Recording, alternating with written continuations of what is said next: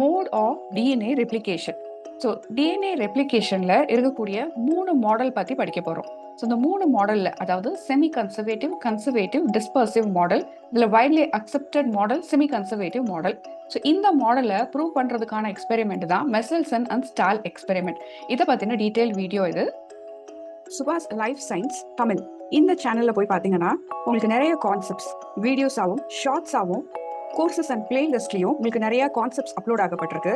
உங்களுடைய எக்ஸாம் ப்ரிப்பரேஷனுக்கு நீங்கள் ரெஃபர் பண்ணி பார்க்கலாம். இப்போ ஷார்ட்ஸ் பார்த்தீங்கன்னா இது நம்மளுடைய லாஸ்ட் மினிட் ப்ரிப்பரேஷன் ஆர் ரிமெம்பரன்ஸுக்கும் ரொம்ப ஹெல்ப்ஃபுல்லாக இருக்கும். ஸோ இதையும் நீங்கள் ரெஃபர் பண்ணி பார்க்கலாம்.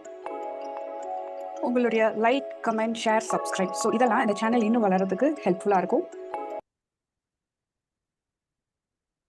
Semi conservative model. ஸோ இந்த மாடல்ல பேரண்டல் ஸ்ட்ராண்ட்ல இருந்து ஃபர்ஸ்ட் ஜென்ரேஷன் டாட்டர் ஸ்டாண்டுக்கு அந்த பேரண்டல் ஸ்ட்ராண்ட் அப்படியே ஈக்குவலா பிரிஞ்சு ஒன்று டாட்டருக்கு பாஸ் ஆகுது.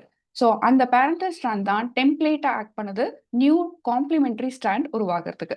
ஸோ இப்போ ஃபர்ஸ்ட் ஜென்ரேஷன்ல ஹைபிரிட் ஸ்ட்ராண்டா இருக்கிறத பார்க்க முடியுது செமி கன்சர்வேட்டிவ் மாடல்ல. அதே செகண்ட் ஜென்ரேஷன்ல இந்த பேரண்டல் ஸ்ட்ராண்ட் ஒன்று இருக்கிறதுனால அது அப்படியே ஒரு டாட்டருக்கு மட்டும் பாஸ் ஆகுது. இன்னொரு டாட்டர் 2 புதிய ஸ்ட்ராண்ட் கொண்டதா இருக்கு. ஸோ இப்படி அடுத்த ஜென்ரேஷன்ல ஒரு ஸ்ட்ராண்ட் அப்படியே ஒரு டாட்டருக்கு பாஸ் ஆகும், மீதி எல்லாம் நியூ ஸ்ட்ராண்ட்ஸா இருக்கும். டிஎன்ஏ ரெப்ளிகேஷன் ஒவ்வொரு ஜென்ரேஷன் அப்போ பேரண்டல் ஸ்ட்ராண்ட் இருக்கக்கூடியது எவ்வளோ பர்சன்டேஜ், மீதி இருக்கக்கூடியது எவ்வளோ பர்சன்டேஜ், இந்த மாதிரி கொஷின்ஸை நம்ம எக்ஸாம்ஸ்ல பார்க்க முடியும். கன்சர்வேட்டிவ் மாடல் அப்படின்னு பார்த்தோம்னா பேரண்டல் டிஎன்ஏ அப்படியே ஒரு டாட்டருக்கு பாஸ் ஆகுறதும் இன்னொரு டாட்டர் ஸ்டாண்ட் வெறும் நியூ டிஎன்ஏ ஸ்ட்ராண்டால ஆனது அப்படின்னு சொல்றாங்க. ஸோ இது ஃபர்ஸ்ட் சைக்கிள். அதே மாதிரி செகண்ட் சைக்கிள் போகும்போது அதே மாதிரி பேரண்டல் டிஎன்ஏ 2 ஸ்ட்ராண்டும் சேர்ந்து ஒரு டாட்டருக்கு பாஸ் ஆகுது, மீதி எல்லாம் புது ஸ்ட்ராண்ட்ஸ் அப்படின்னு சொல்றாங்க. இப்போ டிஸ்பர்சிவ் மாடல் அப்படின்னு எடுக்கும்போது டிஸ்பர்ஸ் ஆயிருக்கு, அதாவது டிஎன்ஏ ஃப்ராக்மெண்ட்ஸா பிரிக்கப்பட்டு அந்த fragments new fragments, old fragments, இந்த பேரண்டல் ஸ்ட்ராண்ட் ஃப்ராக்மெண்ட்ஸா வந்து பிரிக்கப்படுது. ஸோ இந்த ஃப்ராக்மெண்ட்ஸ்லேருந்து உருவாகிறது தான் நியூ ஸ்ட்ராண்ட். ஸோ இப்படி கட் பண்ணி ஜாயின் பண்ண மாதிரி இருக்கக்கூடியது டிஸ்பர்ஸ் ஆகி இருக்கிறது.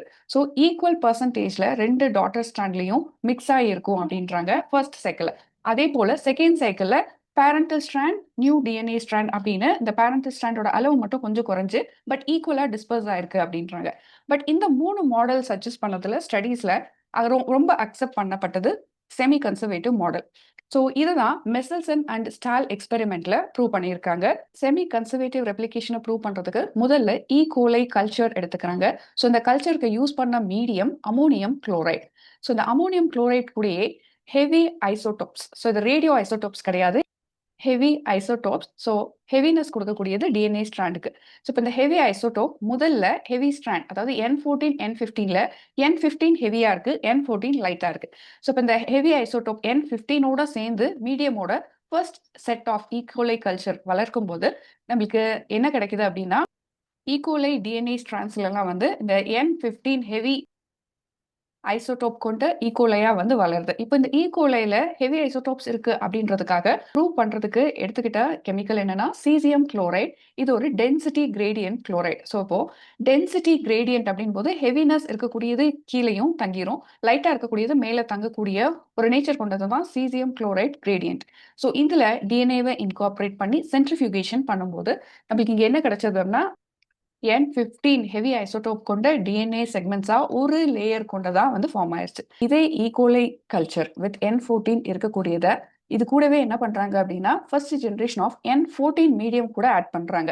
ஸோ அப்போ N15 ஆல்ரெடி டிஎன்ஏல இருக்கும். ஸோ நியூவா ஃபார்ம் ஆகக்கூடியதுல N14 வந்து இன்கார்பரேட் ஆகும் அப்படின்றதுக்காக பண்ணப்பட்டது தான் இந்த ஃபர்ஸ்ட் சைக்கிள். ஸோ இந்த ஃபர்ஸ்ட் ரெப்ளிகேஷன் சைக்கிளோடைய ரிசல்ட் எப்படி இருந்தது அப்படின்னா after doing DNA caesium chloride gradient centrifugation இவங்களுக்கு என்ன கிடைச்சது, ஹைபிரிடா கிடைச்சது. ஸோ ஒரு பேரண்டல் ஸ்ட்ராண்ட் N15ஓட இன்னொரு parental strand light heavy isotope N14ஓட இருந்தது. ஸோ இது எல்லாமே ரொம்ப கீழே டென்சிட்டி வந்து கீழே இறங்காம ஸோ மிடில் லேயர்ல வந்து மிதந்துட்டு இருந்தது.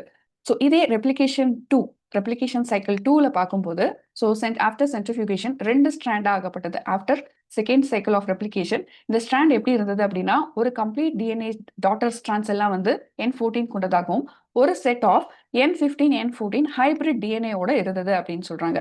ஸோ அப்போ 50:50. ஸோ செகண்ட் சைக்கிள்ல 50% ஹைபிரிட் அதாவது மிடில் மிதந்த ஸ்ட்ராண்ட்ஸ் ஆகும், 50% N14 மட்டும் அதாவது நியூவா ஃபார்ம் ஆன ஸ்ட்ராண்ட்ஸ் மட்டும் மேல மிதந்ததை பார்க்க முடியுது. அதே ரெப்ளிகேஷன் தேர்ட் சைக்கிள்ல பார்க்கும்போது ஆஃப்டர் சென்ட்ரிஃபியூகேஷன் இந்த ரிசல்ட்ஸ் பார்க்கும்போது ஒரு ஹைப்ரிட் ஸ்ட்ராண்ட் அதாவது பர்சன்டேஜ் வைஸ் பார்க்கும்போது 70% ஒரு 75% வந்து நியூ ஸ்ட்ராண்ட்ஸ் ஆகவும் அதாவது N14 மட்டும் இன்கார்பரேட் ஆயிருக்க நியூ ஸ்ட்ராண்ட்ஸ் ஆகவும் இந்த ஹைப்ரிட் N15 N14 இது வந்து மீதி 25% இருந்ததையும் பார்க்க முடியுது. ஸோ இந்த எக்ஸ்பெரிமெண்ட் எந்த டைப் டிஎன்ஏ ரெப்ளிகேஷனை ப்ரூவ் பண்ணுது அப்படின்னா இந்த டிஎன்ஏ ரெப்ளிகேஷன் பொதுவாகவே செமி கன்சர்வே மாடல் ஆஃப் ரெப்ளிகேஷனை தான் ப்ரூவ் பண்ணுது அப்படின்னு தெரிய வருது.